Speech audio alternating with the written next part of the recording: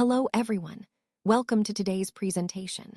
I'm excited to talk to you about respiration in living organisms. On this first slide, you'll see the title, Respiration in Living Organisms, and it's part of our Class 7 CBSE syllabus.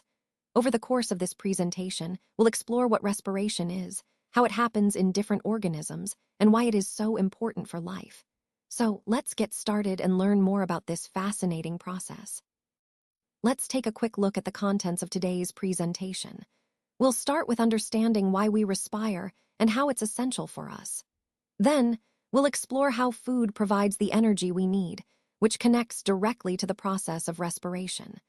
We'll examine different types of respiration, including anaerobic respiration, which happens in muscles during intense activity.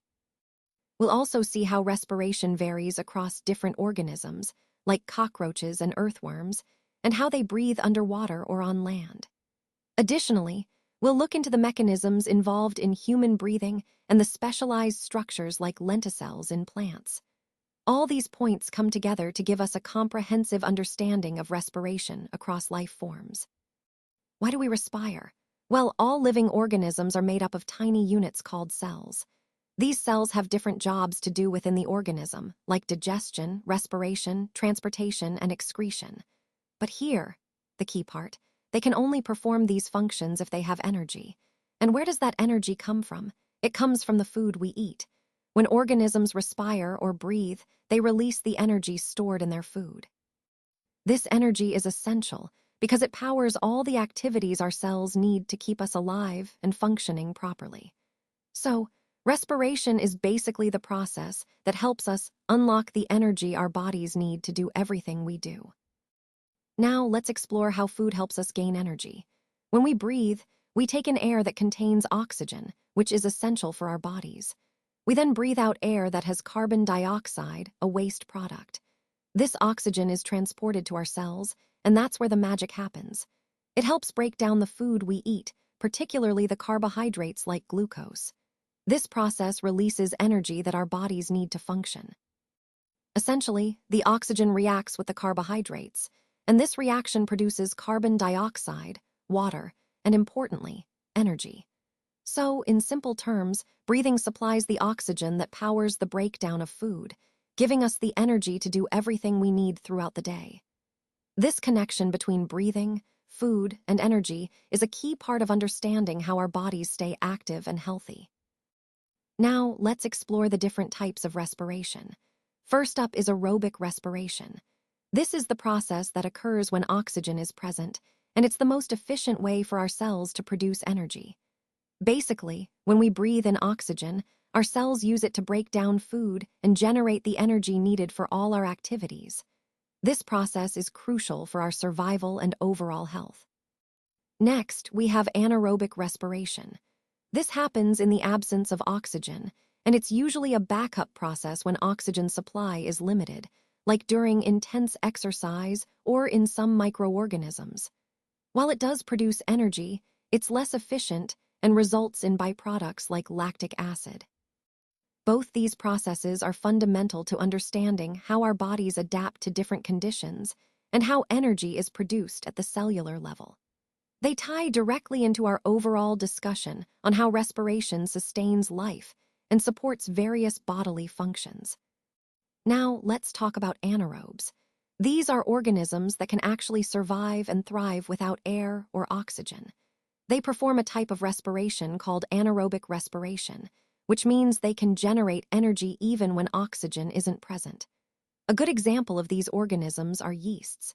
Yeasts are unicellular, and what's interesting is that they can exist both in the presence and absence of oxygen. When yeast ferments, it produces ethanol and carbon dioxide as byproducts. That's actually the basis for making wine and beer. It's a process known as alcohol fermentation. This highlights how some organisms adapt their metabolism to different environments, and it connects to our overall theme of diverse microbial survival strategies. Understanding these anaerobic processes really broadens our perspective on how microorganisms contribute to both nature and industry. Now, let's talk about anaerobic respiration in muscles. This process generally occurs during intense activities like running, weightlifting, cycling, or even when we walk for a longer time. When we push our muscles hard, they need more energy, but sometimes the oxygen supply isn't enough to meet that demand. So, what happens? The muscles switch to a different method of producing energy, known as anaerobic respiration. During this process, the muscles produce energy without enough oxygen, but a byproduct is lactic acid. This lactic acid can build up in the muscles, leading to those uncomfortable cramps we sometimes experience after heavy exercise. To relieve cramps, a hot water bath or a massage can be very effective. Why? Because heat and massage help improve blood circulation in the muscles. Enhanced blood flow allows oxygen to reach the muscle cells more easily. With more oxygen available, the muscles can then break down the accumulated lactic acid into carbon dioxide and water, which are easily expelled from the body. This cycle highlights how our muscles adapt during intense activity and how simple remedies can help us recover faster. Let's talk about breathing, which is a vital process for all living organisms. Breathing involves taking in air that's rich in oxygen from our surroundings, thanks to our respiratory organs. This oxygen is essential for our cells to function properly. At the same time, we release air that contains a lot of carbon dioxide, which is a waste product produced by our body. This process of breathing doesn't stop. It happens continuously. When we breathe in, that's called inhalation. That's when we draw oxygen into our bodies. When we breathe out, that's exhalation, releasing carbon dioxide out. Importantly, inhalation and exhalation happen in a rhythmic, alternating pattern. This constant cycle keeps our bodies supplied with oxygen and removes the carbon dioxide, helping us stay alive and healthy. Connecting this to the overall theme, breathing is fundamental because it supports all other biological functions by ensuring our cells get the oxygen they need to work efficiently. Let's talk about breathing rate, which is essentially how many times a person breathes in a minute. A single breath consists of an inhalation, where you take in air, followed by an exhalation, when you breathe out. For the average adult, this rate typically falls between 15 and 18 breaths per minute. However, this number isn't fixed. It can change depending on what you're doing. For example, during exercise, your breathing rate can increase up to around 25 breaths per minute to meet the body's higher oxygen demands. Understanding breathing rate is important because it reflects how the body responds to different activities and states of health.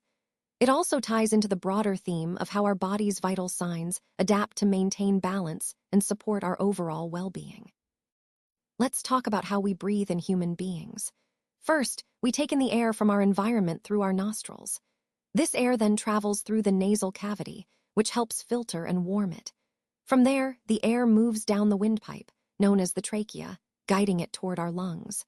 The lungs are crucial because they are the organs where gas exchange happens, allowing us to get oxygen into our blood and remove carbon dioxide. You'll find the lungs tucked inside the chest cavity, which is protected by the ribs. And at the base of this cavity lies a very important muscle sheet called the diaphragm. The diaphragm plays a key role in breathing by helping us expand and contract the lungs, making inhalation and exhalation possible. So, this entire process, starting from the nostrils to the diaphragm, is essential for our respiration and overall health. Now, let's take a closer look at how cockroaches breathe. Many insects, including cockroaches, have small openings on the sides of their bodies called spiracles. These are essentially tiny doors that allow air to enter and exit. Inside, they have a system of tubes called tracheae, which are like small air passages.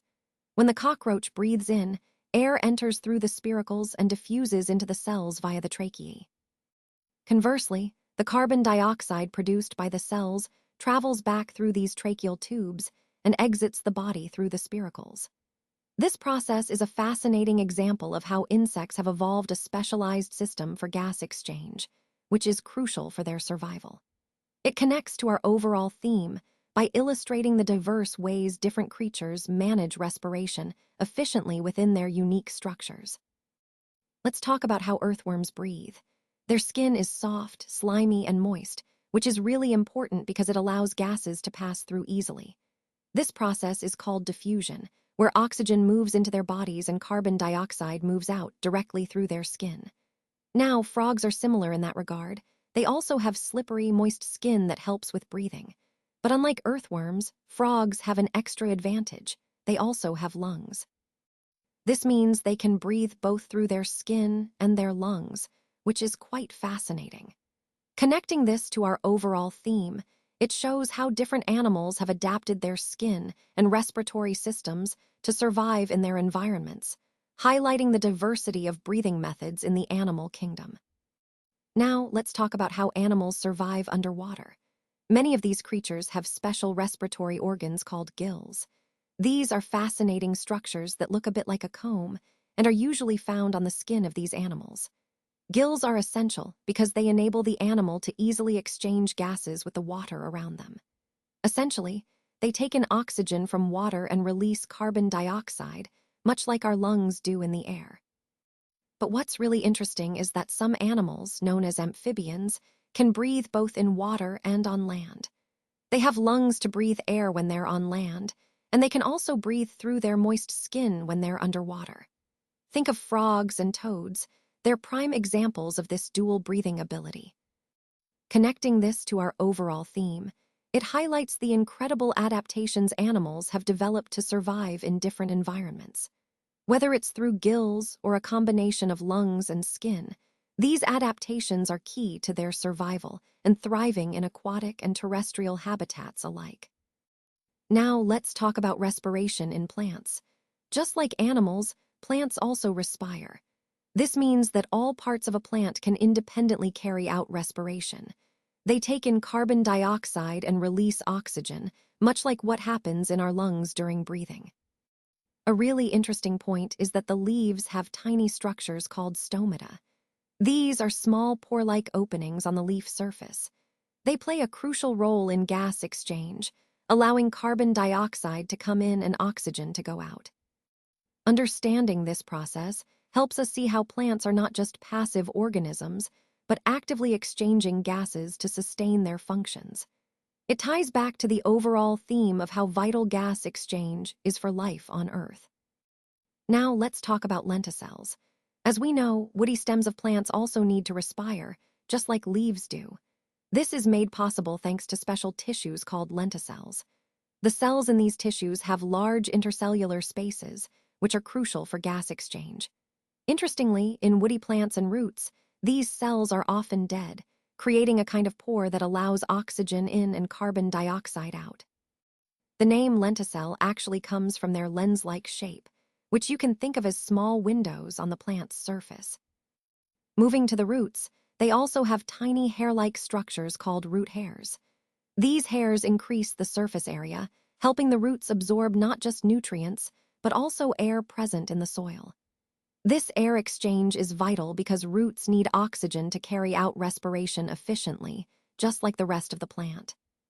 So overall, whether through lenticels on woody stems or root hairs in the soil, these structures ensure that the plant gets the gases it needs for respiration, supporting its growth and survival.